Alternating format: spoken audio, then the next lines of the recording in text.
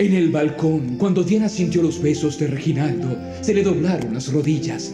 Lentamente Reginaldo le bajó la blusa y puso al descubierto sus suaves... ¡Hey! Ahora de nuevo, perdón por la ausencia.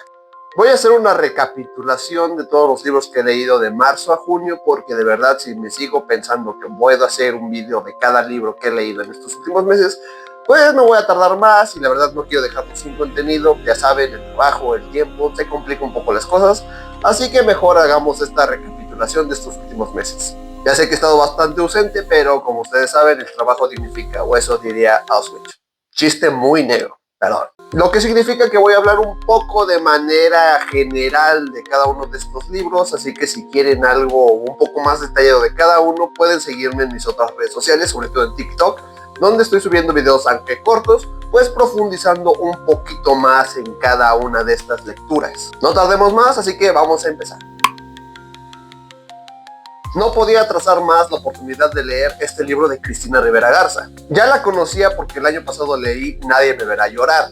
Y se me hizo una historia bastante interesante, además de que la manera de narrar de Cristina Rivera Garza es algo hipnotizante, tiene algo que te atrapa. Y es cierto que ya había dejado pasar la oportunidad de leer El invencible verano de Liliana, principalmente por dos razones. Uno, el tema que toca es bastante difícil de enfrentar, y dos, después de que ganó el premio Pulitzer, los precios se dispararon cabrón. Pero bueno, ya lo leí y curiosamente lo terminé el 8 de marzo de este año, Día Internacional de la Mujer. En este libro, Cristina Rivera Garza hace memoria y viaja un poco a la vida de su hermana Liliana, una joven muy querida y recordada tanto por su familia como por sus amigos de la Facultad de Arquitectura en la UAM Azcapotzalco, y que tristemente es reconocida por haber sido víctima de feminicidio a sus 20 años a manos de un exnovio que no la dejaba tener una vida después de él. El libro es una recapitulación de la vida de Liliana, así como el proceso que enfrenta Cristina Rivera Garza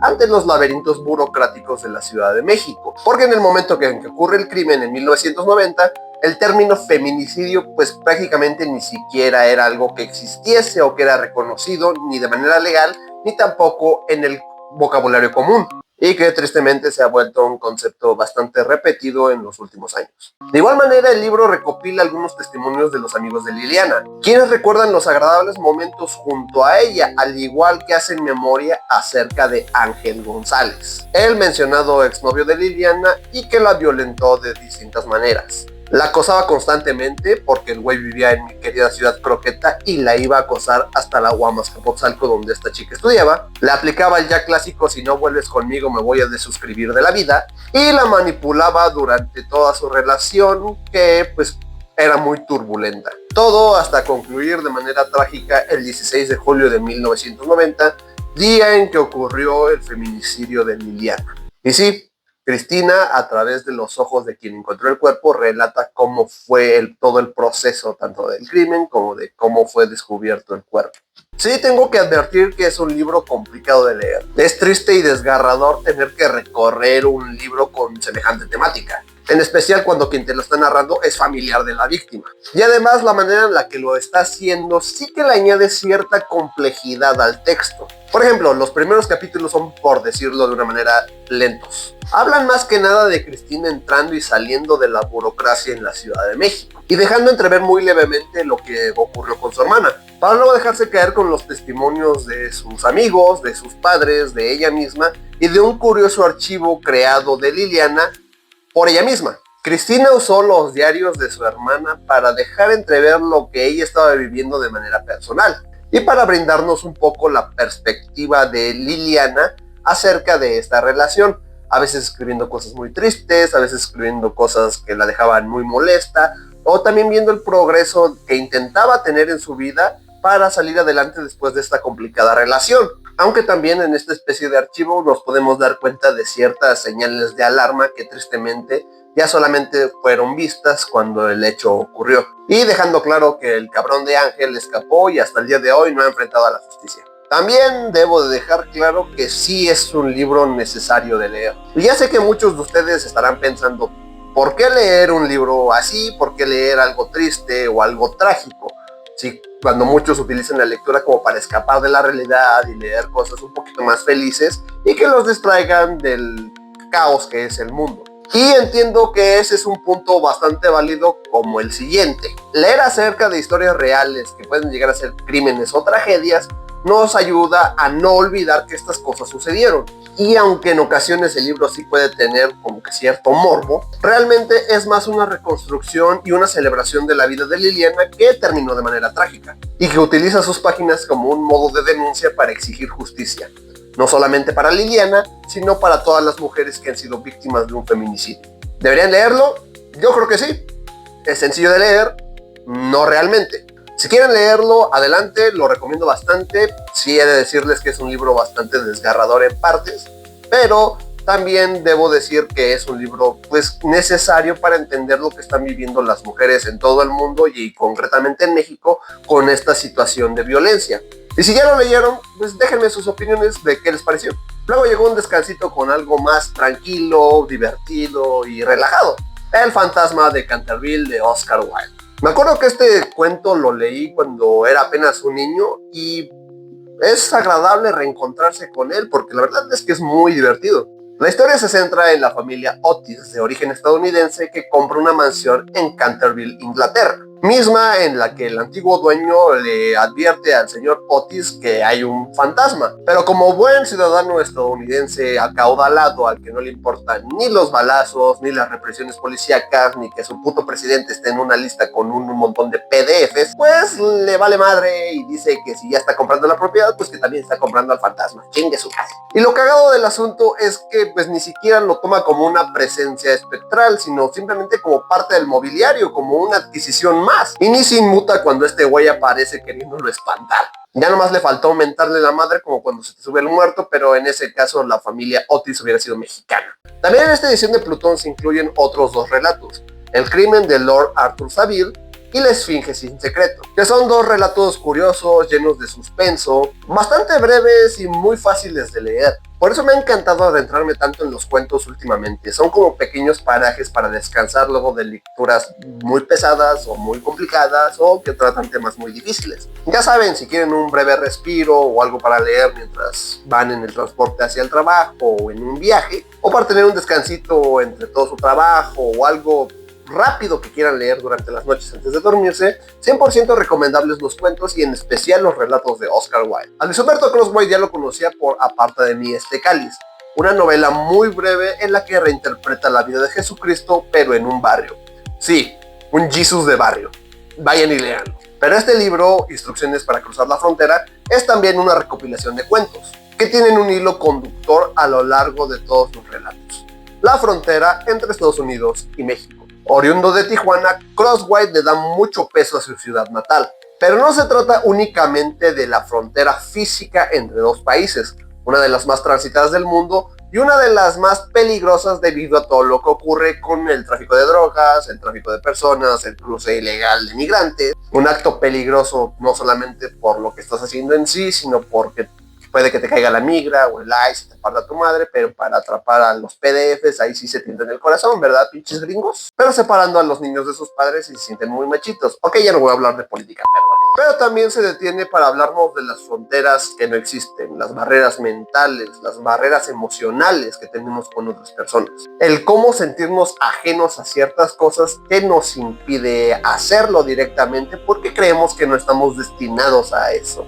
Entre mis favoritos se encuentra Recomendaciones, el cuento con el que abre esta recopilación, que es una especie de listado de qué hacer cuando vas a intentar cruzar la frontera de manera legal, obviamente. Pero que inicie con la siguiente frase: de preferencia, no lo hagas. Crossway tiene una manera muy particular de escribir.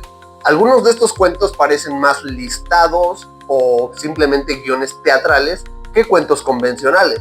Algunos de estos que están narrados en esta versión teatral son Historia mínima, La silla vacía o El cuento que cierra todo, La misa fronteriza, en el cual, nuevamente inspirándose en la Biblia, crea un evangelio y una especie de eucaristía relacionado con la frontera entre México y Estados Unidos, y enorgulleciéndose de su mexicaneidad, e incluso se inventa un Padre Nuestro y una manera de persignarse ante la frontera. Sin olvidar la frase más icónica de este relato: que no quede una frontera en este mundo sin cruzar, crúcenlas todas, que al fin parece están ahí. Una fuerte declaración y muy verdadera. 100% recomendado leer a Crossway, ya sea con esta recopilación de cuentos o con el libro que les mencionaba, Aparte de mí este cáliz, aunque todas sus otras novelas suenan bastante interesantes y espero en un futuro adentrarme un poco más a su literatura. Imaginen esto.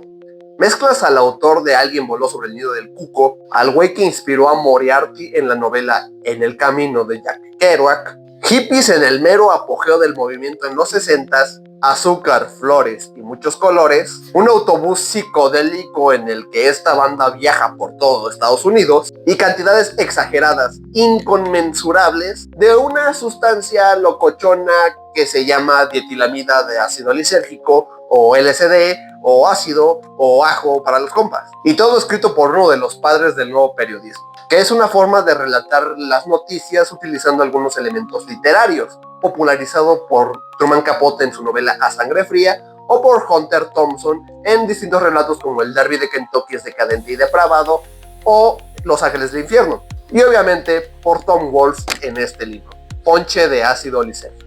Y realmente es un libro bastante interesante que cuenta los relatos de esta banda durante el apogeo del movimiento hippie en los 60s. Este grupo, llamado Los Alegres Bromistas, encabezado por Ken Kesey, prácticamente viajaba por todo Estados Unidos hasta el culo de drogados y viviendo diferentes experiencias. Desde lo más hippie, como pintar cosas con los dedos o grabar películas mientras están colocados, hasta cosas un poquito más extremas, como acudir a un concierto de los Beatles en plena Beatlemanía, lo que les provocó un fuerte mal viaje por estar rodeados de un montón de chicas gritonas, convivir con los Ángeles del Infierno, que para estándares de Estados Unidos es como una mafia o un cártel más, o pasear por un bosque mientras hay un incendio forestal y un policía confrontándolos y estos güeyes riéndose porque estaban súper drogados. Así de intenso y de surreal. Hippies de antaño, hippies de verdad. Y recordemos que no se trataba de gente que consumiera sustancias leves, sino de gente que consumía recurrentemente una sustancia muy poderosa que provoca ciertas alteraciones en la percepción tanto visual como de las otras sensaciones corporales. Una droga que provoca alteraciones en la percepción, que intensifica los colores, te hace ver formas distorsionadas, se altera la forma en la que percibes cómo pasa el tiempo, alucinas en todos los sentidos. Y si ya eres un consumidor bastante duro que se mete uno o dos de estas madres, puedes llegar a experimentar lo que se llama la muerte del ego, o simplemente un mal viaje, o peor aún, quedarte en el viaje. Y es aquí donde tengo que ser bastante sincero. A partir de la mitad, como que este libro me empezó a perder un poco. No me malinterpreten, es bastante entretenido, curioso y divertido ver todas las mamadas que hacía este grupo mientras estaban hasta el culo de drogados, y que casi veneraban a Ken Kesey como un líder espiritual, como si se tratara de un culto. De hecho, fueron catalogados en algún punto por el FBI como eso. Pero hay que recordar que Tom Wolfe no hace esta investigación de adelante hacia atrás, como simplemente investigando lo que sucedió. Tom Wolfe se encontraba con los Alegres Bromistas mientras todas sus andanzas recopiladas en este libro ocurrían. Ergo, en ocasiones Tom Wolfe se encontraba como cabello de apache, hasta el culo de drogado. Y es a partir de la mitad del libro cuando le metió duro al pedo y pues obviamente hay partes ya casi incomprensibles dentro de su narración, con varios monólogos internos y con algunas declaraciones que no sabe si lo que está viendo es parte de la realidad o de las alucinaciones que está experimentando. Y todo con situaciones muy graciosas, peligrosas en ciertas ocasiones, raras, con convivencia con personajes bastante conocidos. Hay una parte donde incluso llegan a México, así de surreal es el pedo. Porque claro, si quieres vivir experiencias surreales mientras tienes tu percepción de la realidad súper alterada por una droga potente, pues no lo pienses más, agarra tus maletas, disfruta de una rica corona y de tu cuartito de ácido mientras disfrutas de las vistas de Puerto Vallarta. Y el final se siente como si tú mismo hubieras experimentado con esta droga. Te sientes muy agotado, te sientes incluso asqueado y sin saber realmente qué acabas de leer. Y te deja cierta curiosidad de intentarlo de nuevo, pero también te deja la preocupación de qué va a pasar si lo intentas nuevamente. Sí, recomendado únicamente para curiosos de verdad, o para la gente que está de entrada ya en el nuevo periodismo. Sí, así es como estuvieron mis lecturas este mes. No son bastantes para el tiempo que fue, pero pues les recuerdo que el trabajo pues me quita algo de tiempo que no puedo ocupar para leer otras cosas que no sean noticias. Aunque sigo encontrando mis momentos, ya sea en los momentos de descanso cuando ya acabo mis obligaciones, o en las noches cuando no tengo nada que hacer. Y ya saben, si quieren conocer más a profundidad de estos libros, pues lléguenle a mi cuenta de TikTok, donde hago resúmenes muy breves, donde describo tanto lo bueno como lo malo y alguna cosa curiosa de cada uno de estos libros. Cuídense mucho y sigan leyendo, porque acuérdense, los libros son el único lugar que nos queda donde todavía no existen los putos anuncios. Así que disfrútenlo mientras eso no suceda. Chao.